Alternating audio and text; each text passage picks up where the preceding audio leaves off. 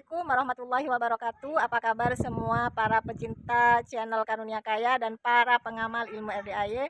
Semoga Allah mudahkan segala urusan dan hajat panjenengan semua pasti terkabul. Assalamualaikum warahmatullahi wabarakatuh. Pertama adalah niat kita kepada Allah harus dilurusin dulu.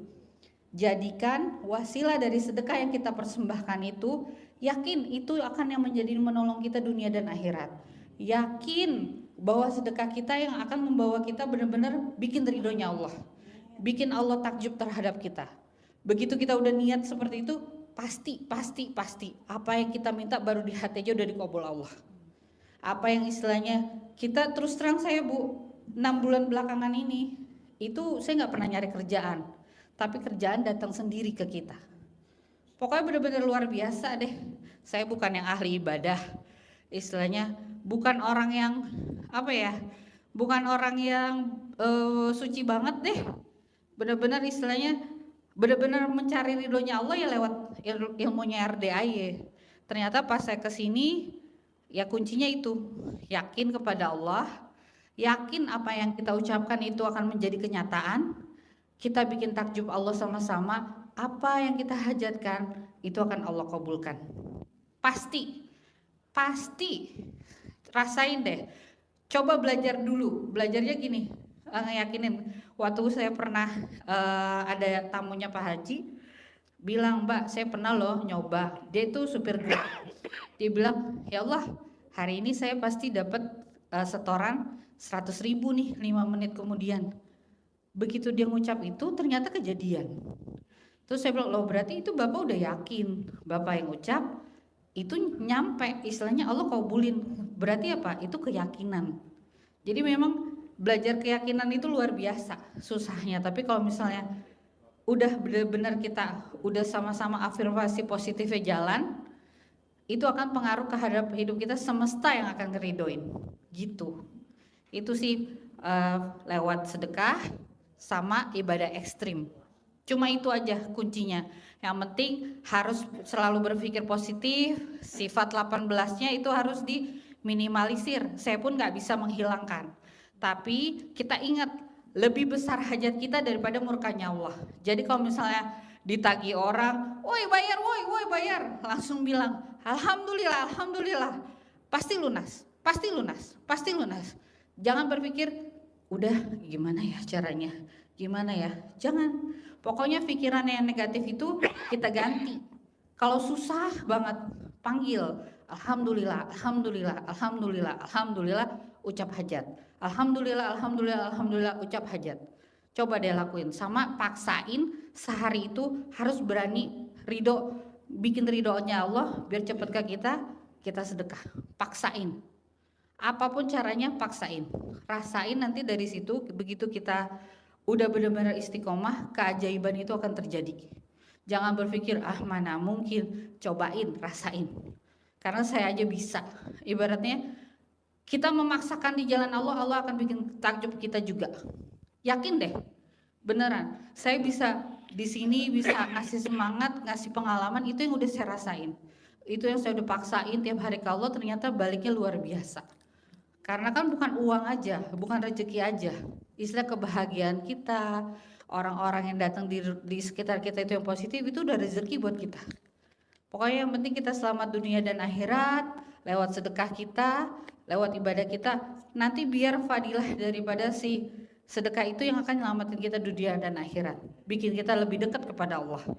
Jadi mulai sekarang keluar dari sini, yakinkan di hati, alhamdulillah saya dipertemukan RDAY, berarti kita semua merupakan pilihan Allah buat bikin takjub Allah mudah lewat fadilah sedekah. Sekarang tinggal ke diri kita masing-masing, berani gak ke Allahnya. Kalau mau minta 10 miliar pantesin dulu beraninya berapa ke Allah, beraninya berapa kasih ke Allah, bermuamalah. Jadi ibaratnya kita berdagang sama Allah, investasi di jalan Allah. Dapat misalnya saya mau punya penghasilan satu hari ini 1 juta, bilang Allah saya mau hari ini 1 juta. Belajar dulu dari misal 50.000 sehari, kita sisihkan ke Allah. 100.000 sehari, sisihkan ke Allah. Niatnya diperbaiki. Alhamdulillah ya Allah, ini saya niat sedekah. Jadikan sedekah saya ini menjadi asbabul kau kabulkan hajat saya hari ini, saya penghasilan berapa. Begitu cair, kalau berani langsung kasih 30% ke atas ke Allah. Kenapa Mbak harus 30%? Sementara di Al-Quran cuma 2,5%. 2,5% perintah Al-Quran itu adalah merupakan hak orang lain. 2,5% lagi kita minta perlindungan sama Allah. Rezeki kita semua dilindungi sama Allah. 5% harus keluar. Nah, dari 55%, 10% ke atas kita minta bikin Allah benar-benar ridho kepada kita. Kita nggak tahu dosa kita banyak mana daripada amal. Kita mau bikin uang itu berlipat 30%. Yakin? Berani nggak? Coba dari sekarang tanamkan di hati, saya niat sedekah melalui aminnya. Ya, aminnya daripada wasilah anak yatim piatu. Saya yakin pasti apa yang saya hajatkan itu akan dikabulkan sama Allah. Amin. Kalau saya bisa hari ini, Bapak Ibu pasti bisa. Pasti bisa. Yakin ya? Yakin ya, berani sedekah nggak? Jangan di sini berani pas keluar. Oh, nggak mau, Mbak. Ya, ya. Mau tanya? Ya. Ya. Siapa dulu? Saya ya. Oke. Mbaknya pakai speaker saya nih. Perkenalkan, saya Endang Mulyadi, saya dari Parung, Bogor. Saya baru pertama kali hadir. Ini saya dengar ceritanya menarik sekali, buat inspirasi kita semua. Saya pengen tahu sebelum kenal RDAY apa profesinya dan apa permasalahan ibu yang alami. Terima kasih. Iya. Sebelum ketemu RDAY, dulu saya punya salah satu usaha seperti ojek online. Terus saat itu saya mengalami kebangkrutan, udah pakai modal lumayan banyak. Dari situ terus saya menjadi salah satu pengantar bansos saat COVID. Nah dari situ anugerah Allah kasih ke saya, gitu. Bahwa perusahaan yang saya support itu langsung kena bangkrut dari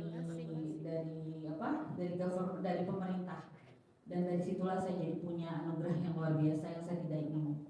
Nah gimana waktu itu saya caranya keluar dari situ, saya udah berusaha semaksimal mungkin kasih tahu ke orang yang berhubungan sama saya kalau misalnya ini bukannya saya, tapi saya karena ada masalah di perusahaan tersebut. Tapi orang nggak akan ngerti walaupun itu udah naik di berita nasional. Nggak mau tahu, saya nggak mau tahu. Itu harus jadi tanggung jawab saya.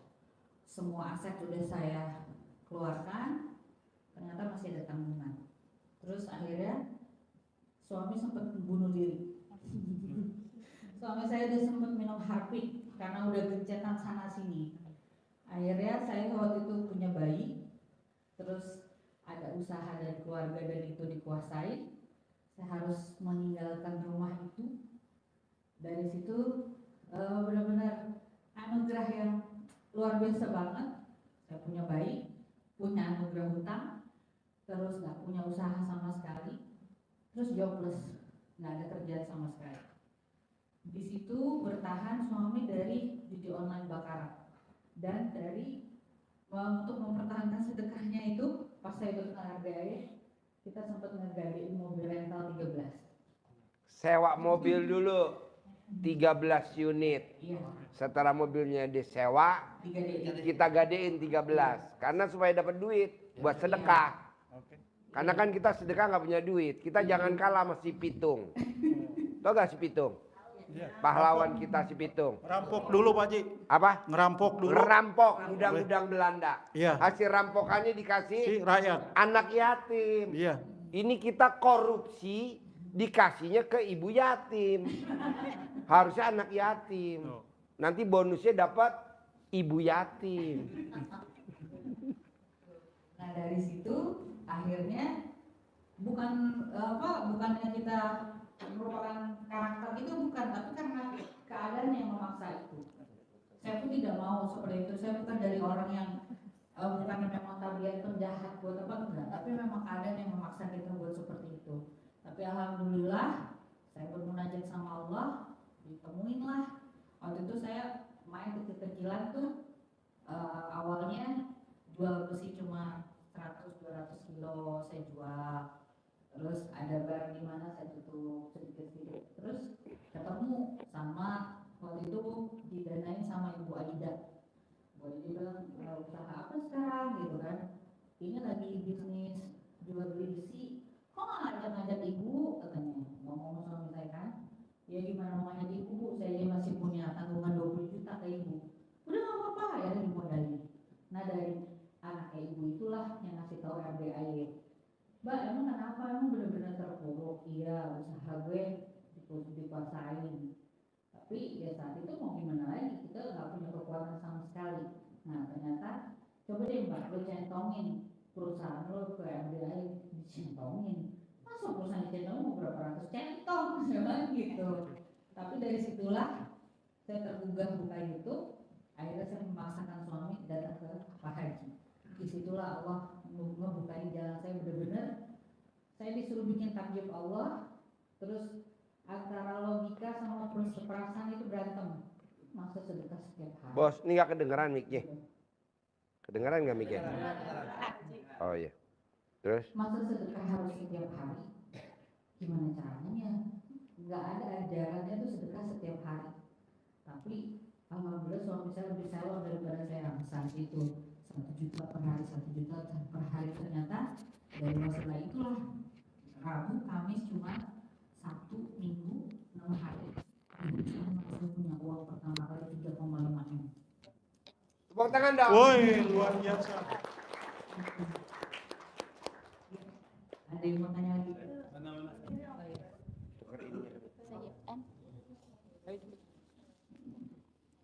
Assalamualaikum Pak Haji. Saya mau nanya Pak Haji, saya baru pertama sekarang ya kesini ya. Saya mau nanya, saya usaha bakmi dulu rame, tapi sekarang sepi Pak Haji. Terus iya, maksudnya saya misalkan sepi, jadi misalkan dapat duit buat bayar sono sini beli gas, beli minyak, beli apa buat belanja lagi nggak ada. Itu namanya ngeluh nggak? Hah? Itu namanya ngeluh nggak? Nggak ngeluh, maksudnya buat belanja lagi itu besok ya nggak ada ya, tapi kadang utang di pasar Pasti gitu. ada. Ah, iya, Pasti ada. iya. Kamu nggak seberapa Mbak Lisa. Ah, Mbak Lisa waktu dia datang ke RDAY Iya. kan bawa utang. ah. Mau rumah nggak punya ngontrak, mobil nggak punya naik Grab, bawa duitnya 700.000, Iya. 500 disedekahin, 200.000 buat makan, Grabnya nggak dibayar. Kok Grabnya nggak dibayar? Ya nggak ada uang. Nah, saya ajarin di bawah privat. Emang enaknya tuh privat. Kalau nggak privat emang agak susah. Iya. Balisa privat udah di atas 100 kali, 200 kali dari tahun 2022 Iya. sampai tahun 2024. Dia pertama kali datang Oktober 2022. Sekarang Oktober 2024, udah 2 tahun. Waktu dia datang rumah nggak punya, saya bilang sama Balisa, kalau gurunya rumahnya 1000 meter, muridnya harus rumahnya 1000 meter. Rumahnya Balisa berapa luasnya? 230, itu juga kontrak. Gurunya 1000 meter, muridnya harus 1000 meter minimal. Gurunya punya kolam renang, muridnya harus punya kolam renang. Gurunya mobilnya 19, muridnya harus mobilnya 19. Kalau gurunya kaya, muridnya pasti kaya. Amin. Saya Iya, bilang amin. begitu waktu itu di Oktober 2022. Kenyataannya sekarang rumahnya Mbak Lisa lebih luas dari gurunya. Amin. Iya. Rumahnya Mbak Lisa sekarang 3.700 meter. Rumah Iya, Pak saya masih 1.000. Saya kepingin Pak Haji kayak Ya gitu. nggak mungkin harus muka lu dulu. Muka lu Kepingin nggak ikutin. pantas. Yang benar Pak Haji. Sekarang mobilnya Mbak Lisa 19. Iya, iya. Supercarnya 5. Nah, mobilnya dikasih ke dia punya Iya, Hammer iya. 2, hitam sama putih. Nah, yang putih dikasih ke saya Hammernya. Hitamnya dia pakai, supercarnya 5. Iya, amin, Jadi amin. bapak dan ibu kalau nyari guru, cari gurunya yang kaya. Ini enggak.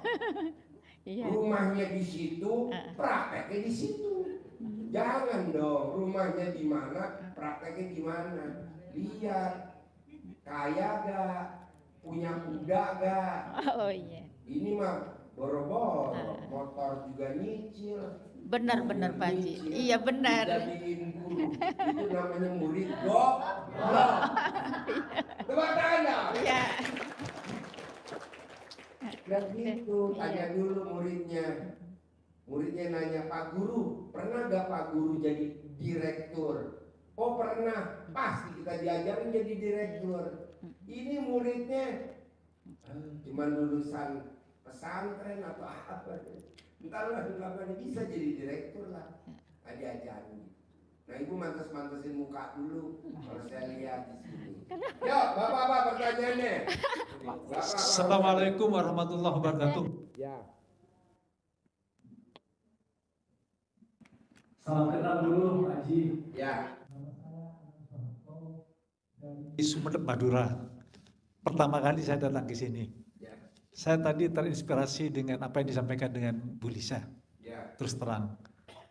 Dengan apa yang disampaikan dengan Bu Lisa tadi berkenaan dengan masalah sedekah, saya sering mendengarkan dari pendakwah ya, bahwa sedekah Tadi itu di sini nggak jelas. akan diganti dengan Tuhan. Udah pindah. Selalu Udah saya pindah mendengarkan sini. itu, tapi greget untuk bersedekah. Ya, bersedekah melakukan, tapi tidak sesering itu. Gitu.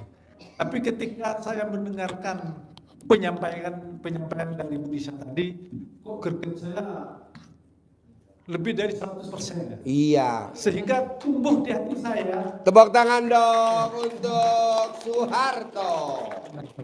Kakaknya bukan udah almarhum. Di Imogiri. Iya. Jadi saya berkeinginan sekali ingin bersedekah setiap hari. Iya. Saya terinspirasi dengan apa yang disampaikan dengan Bu Lisa. Ada dua pertanyaan Bu Lisa. Ketika orang itu belum merasakan sesuatu, bagaimana membawa perasaan kita untuk mencapai keyakinan tingkat dewa?